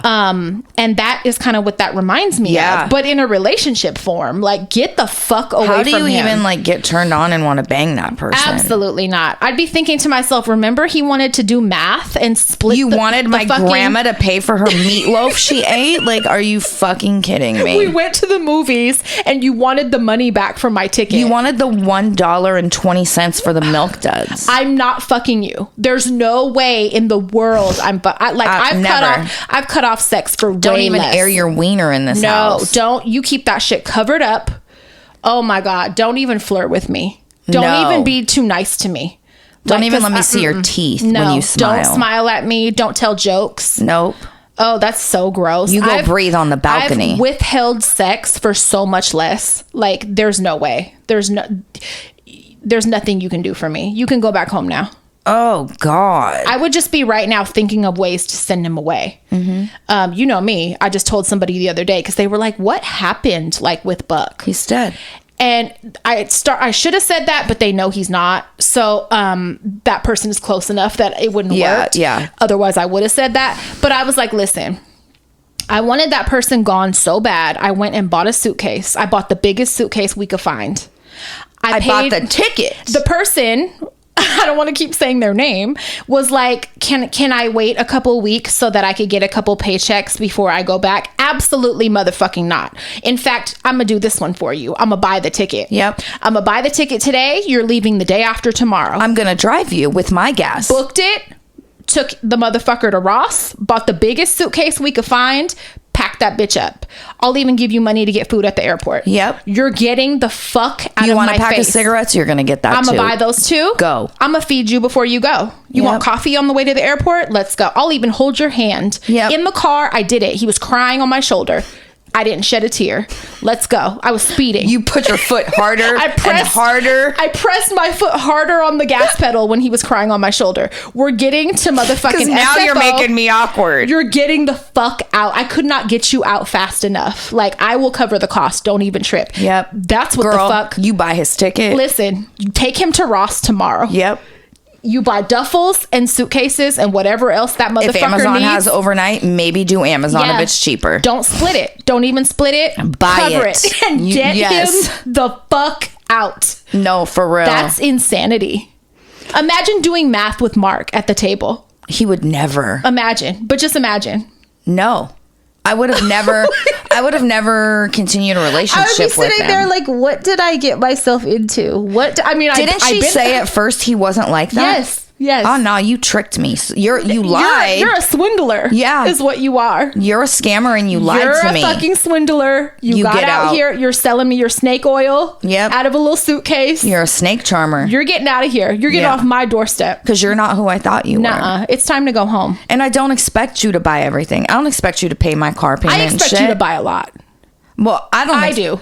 I don't expect you to come here and pay my car payment and shit. But If you're living with me in my already established home, that's different. pay my shit. That's different. That's what he did. Get him out. Get him the fuck out. He came and lived with you and he's mad. He's mad and bitter. He's like, your auntie and grandma and 2-year-old cousin better each have $5 I'm on this adding fucking up dinner. how much food they ate. Your nephew ate 7 green beans. chips and a sandwich. And they had something to drink. You better get their money. You remember when we bought those groceries and split it last week? They ate some of it. I didn't. Psychotic.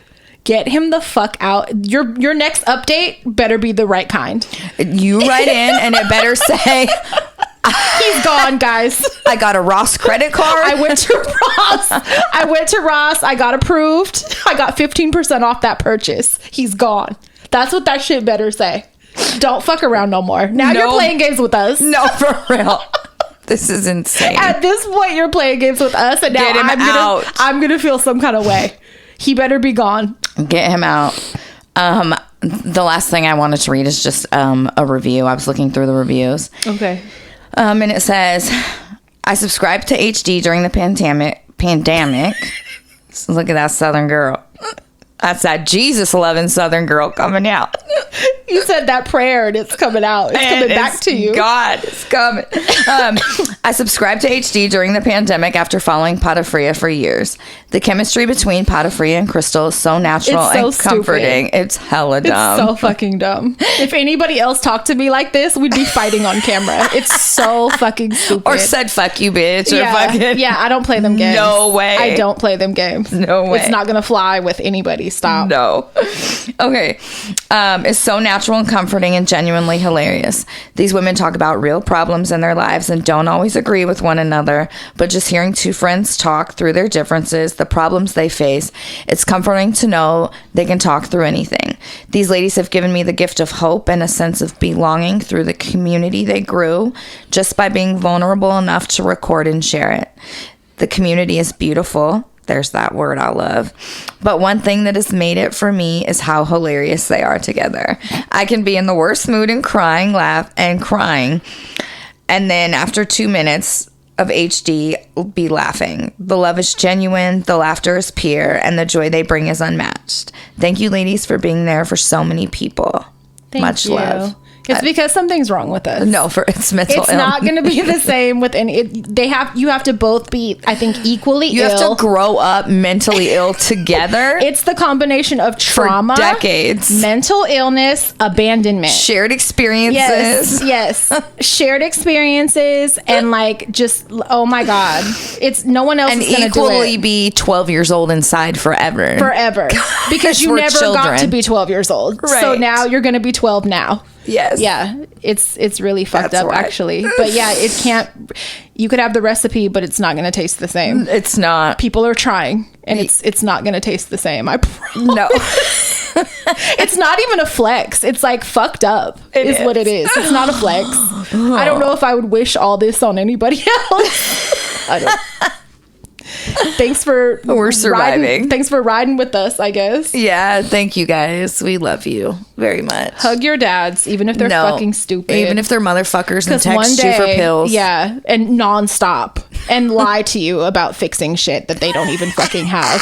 Hug them, because one day you're going to be like, damn. I fucking wish I had fucking a pill beggar. Yes. For sure. And then YouTube, guys, Please. Patreon. Yes. And okay, I'll share my surprise. Even though I'm fine tuning shit, I'll share it. So if you're still here and you haven't logged off yet, if you go onto Instagram, or if you go in your text messages or whatever, and you select a GIF, type in @hello dysfunction. Or you could just type in Dysfunction. You created one? Or you can just type in Patafria. I don't know why that one's sticking, because it's rare, I think. I put crystal also, but that one isn't always It brought working. up bags of meth. It brought up just different color rocks. Right. But do it and you'll get a surprise. Oh my God, Becky. But yeah, so on your Instagram stories, TikTok posts, Twitter, anywhere that you can use a GIF. We're a motherfucking GIF. And on your phones, if you type that little, press that little button for a GIF and type it in, you'll get a surprise. So share it, start using them on your We're posts. official. Yeah, it's kind of a big deal. It's really hard to do, and I'll never share what it took. But just know, don't ask. Yeah, it's taken a month, and just know it's really fucking difficult and stressful. But Here we are. Here we are. We're here. Oh my God, thank you. I'm so excited. Yeah. All I text you is just the fucking over and over. I really have to block. Don't fucking ask me anything because that's going to be the fucking answer. Those are my only responses from now on. Yeah. Yeah. I love it. Yeah. Oh my God. All right, you guys, suck it easy. Okay, go to bed, Daddy. Okay, I'm coming, Daddy. Go to bed, Daddy.